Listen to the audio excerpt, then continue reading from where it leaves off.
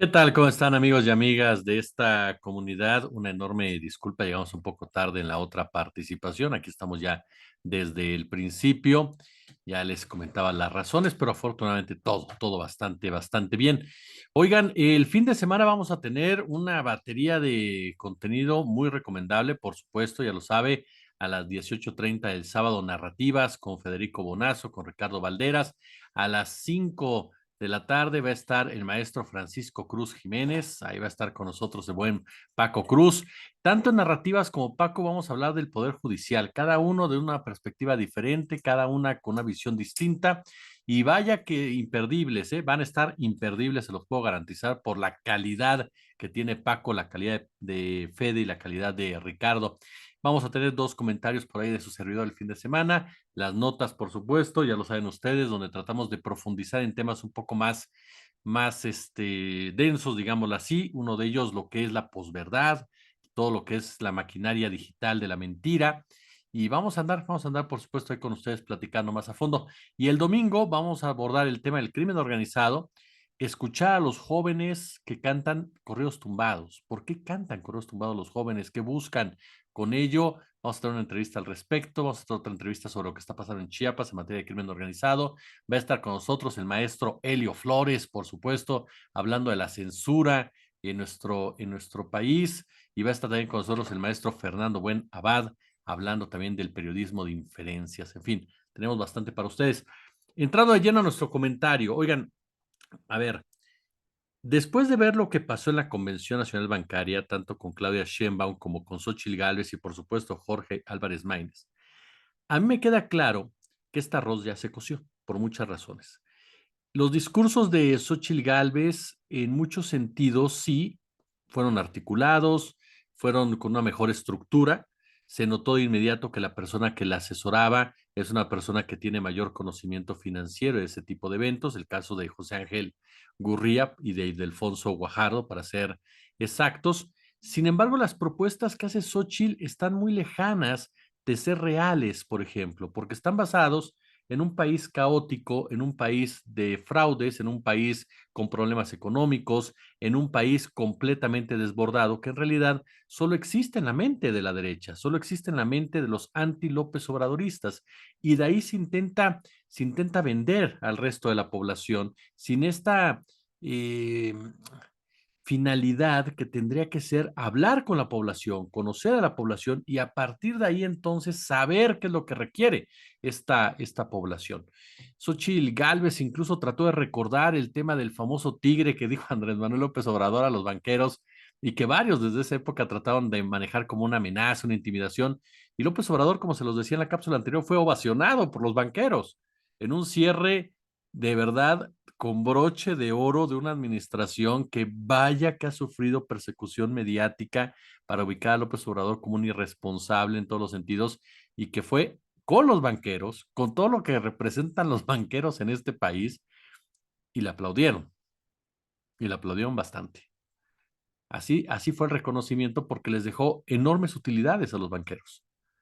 Sí, creo que hay que apretar algunos temas ahí, se los decía en otra cápsula en materia de comisiones y demás que afectan al mexicano común, pero López Obrador fue muy inteligente para poder manejar a este sector de la población, dejarles ganancias y llevarlos precisamente a que tomaran decisiones también en beneficio del resto, aunque no todas las que hubiéramos querido, pero se avanzó en ese sentido. Y creo que es una de las situaciones que más vienen a complicarle el panorama a la oposición, porque muchas de las cosas que decía Xochitl, pues caray, ¿no? O sea, voy a cambiar el sistema económico, voy a hacer reformas financieras, pero ¿por qué si el país está caminando? Si el país está bien, si el peso está bien, si se está sacando gente de la pobreza, o sea, no tiene armas Xochitl Gálvez en ese sentido en materia financiera. Y de ahí precisamente que me parece que su actuación se quedó reducida a promesas completamente fantasiosas, a promesas totalmente rebasadas, a declaraciones muy desafortunadas, demasiado desafortunadas, por supuesto.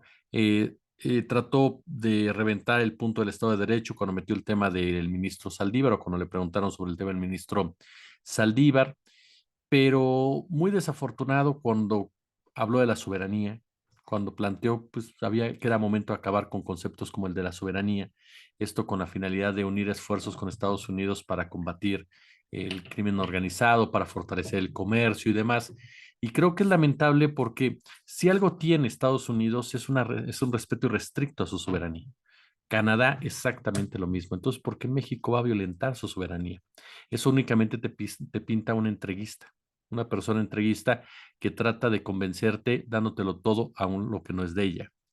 Y eso es precisamente lo que como país no podemos permitir, que haya ese tipo de situaciones que sean tan, pero tan lamentables y que únicamente busquen posicionar a una tercera nación, no sobre los intereses de nuestro país y de nuestras comunidades.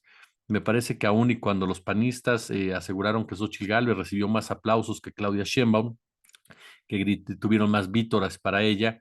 La realidad es que Sheinbaum Pardo se comportó más a la altura, como una persona ya más hecha, como una persona ya más cuajada, como una persona que tenía muy claro lo que tenía que decir, basada sobre todo en el éxito económico que ha tenido Morena, en la relación con los banqueros y en garantizando una continuidad precisamente de las cosas con los hombres y mujeres del dinero, por lo cual ellos se saben perfectamente en cuál es la personalidad de Sheinbaum. Tiene a su lado a Marcelo Ebrard, que tiene muy buena relación con los banqueros. Entonces, en ese sentido, me parece que Sheinbaum llegó con un escenario sumamente planchado, un escenario que le permitió lucir como estadista. Hay dos que tres puntos que yo también considero que tiene que analizarlos a fondo. El tema de la reforma fiscal es muy importante, sobre todo para quitarle un poco en ese sentido la presión a cierto sector de la población y que sea generalizado que pague más quien gane más. Así de sencillo. Ahora, es normal también en el tema de la reforma fiscal si se mantiene esta dureza en el cobro de impuestos a ciertos personajes que de una u otra manera siguen debiéndolo. Pero me parece que ese será uno de los temas donde Sheinbaum tendrá que analizar muy bien con su equipo económico si es necesaria, si no es necesaria y si le permita llegarse a más recursos, pero sobre todo también aligerar la carga para algunos e ir directamente sobre aquellos que deben de pagar mucho más. Veremos qué tanto se maneja en ese tiro. También dio su opinión sobre el caso Saldívar, como tal lo defendió. Habló también, por supuesto, del tema de las encuestas, las cuales destacó en muchos sentidos. Y son factores, insisto, en donde eh, hay un tema que me llamó mucho la atención. Por ejemplo, el caso concreto de Claudia, que aseguró que nos va a ir muy bien en los próximos 6 años. Pidió a los banqueros trabajar conjuntamente con el gobierno para ponerse de acuerdo en cómo será el próximo aumento al salario, el salario mínimo. Aseguró que no está en sus planes, le reitero, una reforma fiscal, pero sí planea una tecnificación de las aduanas de México para incrementar los ingresos del país. Propuso 13 polos del bienestar que ayudarían a la relocalización de las empresas de semiconductores, energéticos, logística, turismo, infraestructura, electromovilidad, automóviles y, por supuesto, farmacéutica.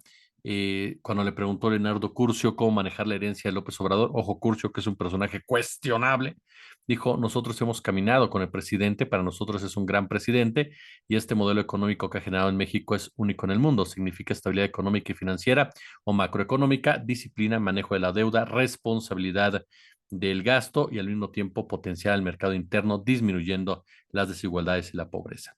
En el caso de Xochitl, bueno, lo que les dije, además agregó, se apuesta por el nearshoring, inversiones, generación de empleos. Eh, Pidió trabajar de la mano para la reactivación de las economías locales, el apoyo de las pymes.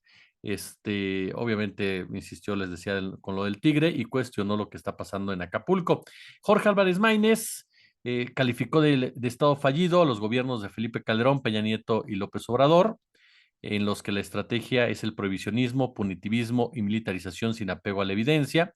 Propone un cambio a la estrategia de seguridad, apostar por nuevas tecnologías, que las personas puedan denunciar delitos desde su celular, y habló sobre la prosperidad, el desarrollo, el crecimiento encaminado por la sustentabilidad y la protección al medio ambiente. Eso fue parte de lo que dijeron en este evento, en donde tuvieron su carta de presentación con los banqueros. Pero a mí me parece, y lo mencionábamos al principio de esta cápsula, me parece que esta elección nos ha dejado una lección sumamente importante, si me lo permiten, y que tiene que ver con un punto que es muy denostado, muy denostado por algunas personas, pero que para mí es clave en todo ello, que se llama credibilidad. ¿A qué voy con esto?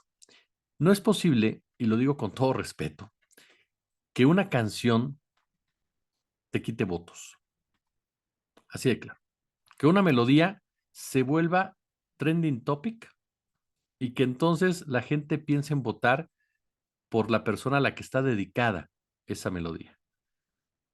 Por el simple hecho de que la melodía influye en su estado de ánimo, convierte al candidato en alguien carismático, en alguien bailador, en alguien simpático, en alguien que pues no puede ser tan malo, y se cae también en el asunto de decir, bueno, seguramente no va a ganar, ¿no? Prefiero que votar por él que votar por cualquier otro, y particularmente votar por el PRI y por el PAN. El PRI es el partido más denostado en la actualidad. La mayoría del mexicano y mexicana no va a votar por el PRI. En el caso del PAN, los priistas no quieren votar por el PAN en esta alianza tan particular en la figura de Xochitl Gálvez. Y si a esto le agregamos que todo parece indicar que ya la oposición quemó sus principales dardos, seguramente tendrán otros por ahí, pero sus principales dardos parece que ya los lanzaron: narcopresidente, narcocandidata, todo tipo de reportajes, todo tipo de señalamientos, todo tipo de acusaciones, elección de Estado, dictadura, reelección, de todo, y no ha pasado nada. No ha pasado absolutamente nada. Nadie les cree. Absolutamente nadie les cree. ¿Por qué razón? Porque lejos de lo que ellos piensan, 2018 no fue un accidente histórico. Fue un parteaguas. Fue un momento en el cual esa forma de hacer política que hoy nos la vuelven a ofrecer dio sus últimos bandazos. Fue despreciada, desechada por la mayoría de los mexicanos y de las mexicanas. Este PRI y PAN no logran entender esta situación. Y esa sería una de las grandes lecciones para esos dos partidos si realmente quieren sobrevivir en lo que viene. Sobre todo el caso concreto del PAN, porque en lo personal creo que el PRI y el PRD están ya en sus últimas horas. El PRI se sostendrá sin duda alguna unos años más por la gente que tiene ya registrada para el Senado de Cámara de Diputados, pero en el caso concreto del PRD, tarde o temprano será asumido por el Partido Revolucionario Institucional como tal y desaparecerán esas siglas. El caso del PAN es un partido que librará una fuerte disputa interna, pero que por supuesto tendrá que aprender que si no busca mejorar su credibilidad, si no busca colocar candidatos y candidatas que más allá de la mercadotecnia garanticen precisamente un convencimiento, una estatura y una personalidad, además de un plan real para el país, difícilmente podrá recuperarse de lo que ha sido este sexenio en el cual, dirigido por una bola de juniors, se fue hundiendo cada vez más y más y más en el lodo, en el fango. En el caso concreto de Movimiento Ciudadano, contrario a lo que su servidor pudiera pensar, la realidad es que puede empezar a convertirse en una oposición mucho más, con mayor presencia durante el próximo sexenio por los números en los que lo podría dejar Jorge Álvarez Maínez. Y tal vez una oposición mucho más seria si sabe precisamente a quiénes recibir y a quiénes no recibir, porque a final de cuentas son los neoliberales, los progres neoliberales, esos progres buena ondita, ¿no? Que hablan mucho de derechos y que apoyan a la comunidad LGTB y demás, pero que en la realidad y en la práctica no llevan a cabo medidas, una que otra, nada más que no simbre el sistema, pero que sí ayude a maquillarlo un poco. Esta elección nos deja ese aprendizaje. La credibilidad es lo más importante que hay, porque la ciudadanía no es tonta. La ciudadanía hoy por hoy ya no se deja manipular tan fácil como muchos creen que sucede. Y sin duda es uno de los puntos más, pero más importantes en todos los sentidos. Y nos deja otra lección todavía más. La necesidad de hacer llegar a los jóvenes discursos, narrativas, ofertas reales, opciones reales en una discusión política, para que no sea una canción la que de repente comience a penetrar en esos sectores, porque se cae, sí o no, en una banalidad política. ¿Ustedes qué piensan? Por supuesto que les mandamos un fuerte abrazo de parte de Luca, que anda por aquí ya, y de parte de su servidor, ya lo sabe, si les gusta, si les parece bien este video, compártanlo, denle por supuesto pulgar arriba, déjenos su comentario, que es fundamental para nosotros, Suscríbase, dele a la campanita y como siempre un gusto, como siempre un placer. Si hay chance, super chat, super gracias y nos vemos el día de mañana. Muy, pero muy buenas noches.